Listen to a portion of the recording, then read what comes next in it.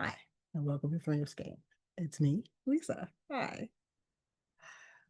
I wanted to start off today by giving you guys an update on my personal curriculum. I'm so glad that, like I said, this is something I've always kind of done, but I love that it has a name now that, I don't know, it feels fancy now, rather than just me, nerding out on my books. I don't know if you guys remember from last time, but my personal curriculum has two major elements to it. First, I am studying flat pattern drafting because I think it's going to inform how I make my garments going forward.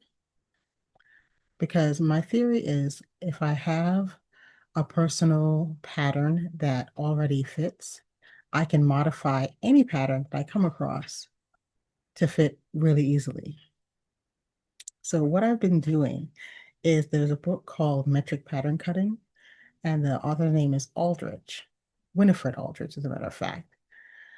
I've been working from that book, learning how to draft patterns. And I've been working like on mini scale. I'll put some pictures in so you can see what I've been doing. So I've done a few now, and I've really gotten the gist of the process because there's a lot of different ways you can draft patterns flat. It all involves taking really accurate measurements and then plotting from point to point on paper, on graph paper of some kind or another. So far, all good. So I've been making, like I said, little mini patterns. And I think this week I'm going to draft a full-size pattern. So that's the progress on that. I've really gotten the gist of how to draft, and now I'm ready to actually get started on the full-size pattern because my plan is to just go ahead and knit directly from my drafted pattern and knit a sample from it. So we'll see. And the other part of my personal curriculum has been about getting my writing muscle, you know, back in shape because I'm a little rusty. I used to write a lot, but not in for recent years. I haven't written anything, of any significance. So I'm trying to get my blog out like maybe once a week. And so far, so good. You can check out my blog. I have a longer version of what exactly is going on with my personal curriculum, all the books and all of that on the blog. And by the time this is up, a friend of mine introduced me to Blackwing pencils, right? She loves them and she's been using them exclusively as her pencil for years. So I dropped into a stationery store and I happened to see them and they were selling them individually and you could buy a box. A whole box of them cost like $35 to $39 depending on where you buy it. But I was like, ooh, that's a little pricey for a box of pencils. So I bought one just to try it out. Why did I do that? It was like the Cadillac of pencil experiences. You know how sometimes you sharpen your pencil and the wood shaves away and then the lead falls out? Never happens. It sharpens beautifully, holds a point. The eraser is really cool. It has a great weight in the hand. But I was like, so it became my exclusive pencil too. You should. I started with a normal size pencil and I have a nub about this big. So I was like, you know what? I am not getting into 350 a pencil habit. So I ordered some other options in pencils, and I've been having a little pencil bracket. So if you want to find out what pencil I have found that's comparable to the Blackwing, you can check out my pencil bracket blog. And I'll put a link in the description bar. So I have been working on this. This is my Tolsta Tee. Let me see if I can hold it. Oh, that was upside down. It's like, oh, my neck looks funny. This is my Tolsta Tee. It's a pattern by Rebecca Clow. Actually, I don't even need this stitch marker in here anymore.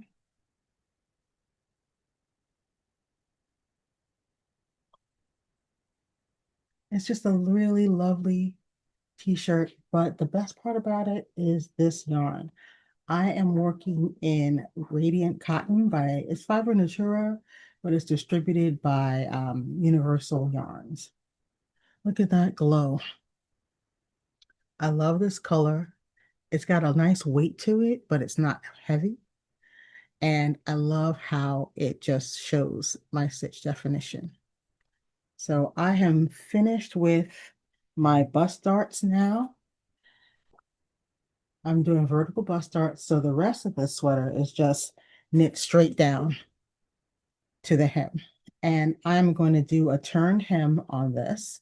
And all of my other edges are going to be rolled. I just thought the rolled edge looked kind of fun and casual. I thought it would be a nice finish for a cute little tee. Now, I did start this over the summer, but I lost my knitting mojo over the summer. A lot going on, wasn't feeling great. That's actually also on the blog if you want to know how the summer went. But I decided to finish it anyway because it's going to be the fabric feels so silky smooth that I know it's just going to be really comfortable to wear. And it'll be a great layering piece because, sometimes you don't need a full on sweater because you're going to be indoors. And once there are a lot of people around, it's just really hot. So I'm thinking this paired with a cute vest, I'll have the best of both worlds. I'll have a next to the skin layer that's silky soft, and everything will be breathable and I'll be at a comfortable temperature all the time. So that's what's going on with my knitting. I am working on this. I hate to say the M word, monogamously, so I can get it finished.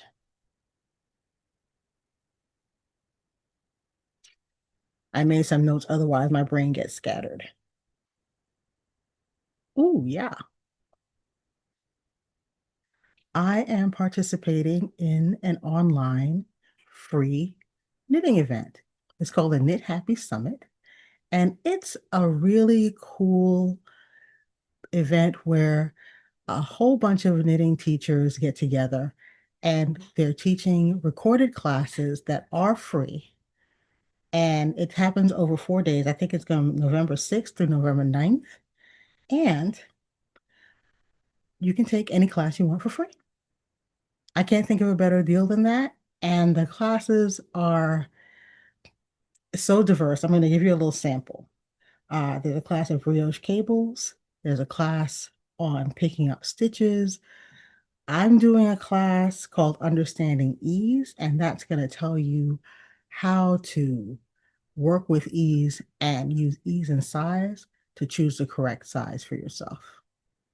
So that's what I'm up to November 6th through November 9th. Oh, by the way, that's my birthday week, see. So come on over, take a class, take a bunch of classes. They're really good.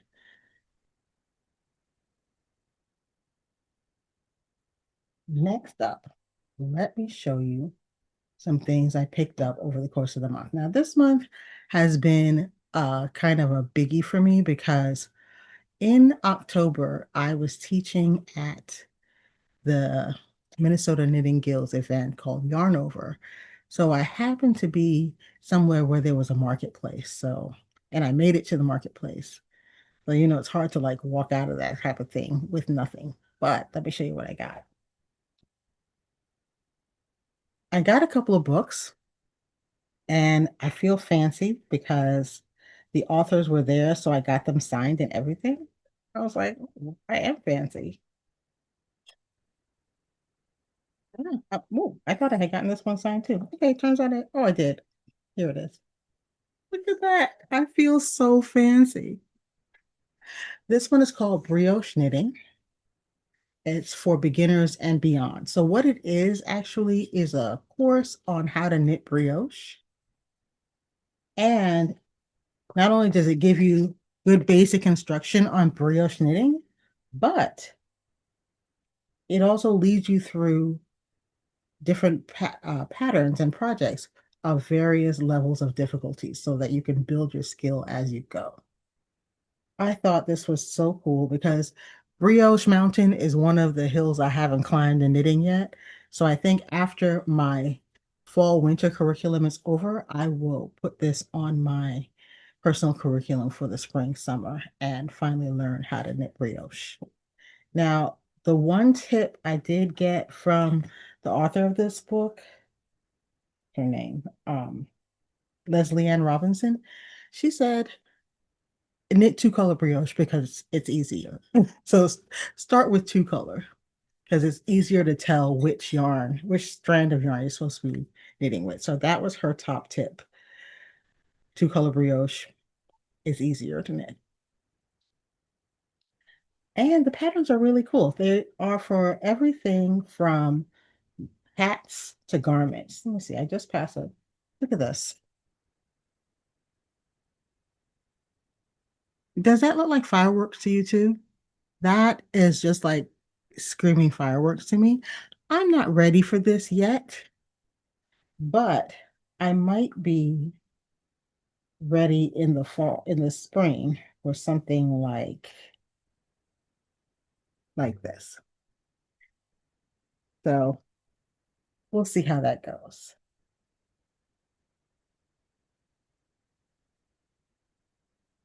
But I love a book where you get everything you need to learn a new technique. So cool. The other book I got was the Urban Knit Collection, and it's by a gentleman named Kyle Kunnecke, and he was also teaching at Yarn over in Minnesota. Now, talk about bang for your buck. Now, this is a book of 18 patterns inspired by various cities, but it's a wardrobe of patterns. There are shawls, scarves, sweaters, hats, mittens,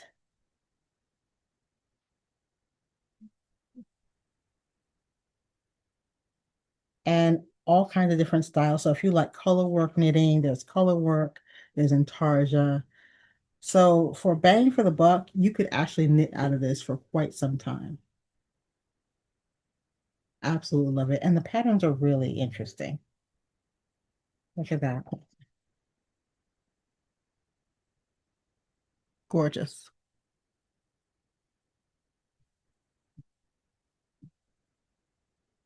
So then a friend of mine who dyes yarn was doing later in the month, I guess, she was doing a trunk show at Slip Stitch Avenue, which is one of my local yarn stores. So I had to go. And when I was there, I couldn't like leave with no yarn, right? So I got two skeins of this beautiful colorway that she calls Goldfinch and a Nor'easter. She did a little series of yarns that were based on uh, common New Jersey things. And the goldfinch is actually New Jersey's state bird. And I will put a copy of the picture that inspired this yarn in so you guys can see it. Absolutely love this stuff. And this is my first time getting some in my hot little hand. So I think this is going to be a shawl. I think it'll be a really fun pop of color.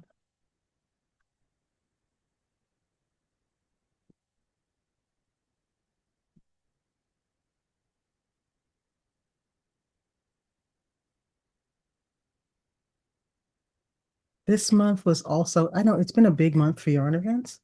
October was also New Jersey sheep and wool. So I need some new cable needles.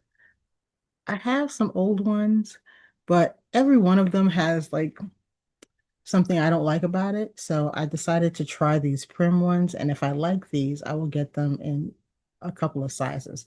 This one happens to be size 4 millimeter US 6. And I do a lot of knitting in US 6. So I was like, okay, great. I also got this one while I was at Slip Stitch Avenue. This is also a cable needle. Now, I haven't tried these yet, but I have some cabling coming up, so I will be trying both of these. This one seems to me like it'd be better for the type of person who slips the stitches back onto the working needle. to actually knit them. This might just hold stitches temporarily. I don't know, but we'll see. One of the things I'm not crazy about with cable needles is that sometimes they feel like they're in the way. And I got this one because I felt like, oh, this will keep itself out of the way for me. So we'll see how it goes.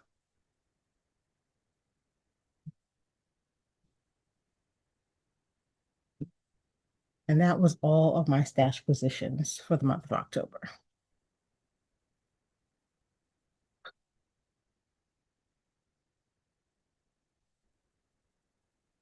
I wanted to share something too. I have my notes here so I don't forget. I have had some really good viewing this month. I think everybody knows Sinners. I just bought my own copy of it. My niece reintroduced me to the ancient technology of the DVD player, and I love it. So we had a Sinners night. Awesome movie.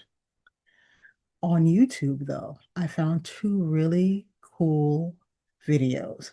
One was How Knitting Transformed the Ancient World by Dr. Smiti Nathan. Really, really interesting exploration of when and where knitting may have developed in various places around the world. And on that, I was still on that tangent when, of course, something about crochet came up, and the video is entitled Who Invented Crochet by Littlejohn Yarn. Also, really interesting to see all the different places. Nobody knows where or who invented knitting or crochet. It seems to have either evolved, both of them seem to have either evolved in multiple places over time or they traveled in multiple places. But so far, nobody really knows. But it really is interesting to kind of trace where knitting and crochet have been. And something else that was really interesting to listen to while I was stitching, while I was knitting, is When They're Evil But Black. And it's a video by FD, a video essay by FD Signifier, who was talking about the whys, wheres, and motivations of Black villains in film. Really interesting. But yeah, so that's what I've been up to all of October. It's been a busy month. Anyway, thank you so much for spending a little time with me today. See you next time.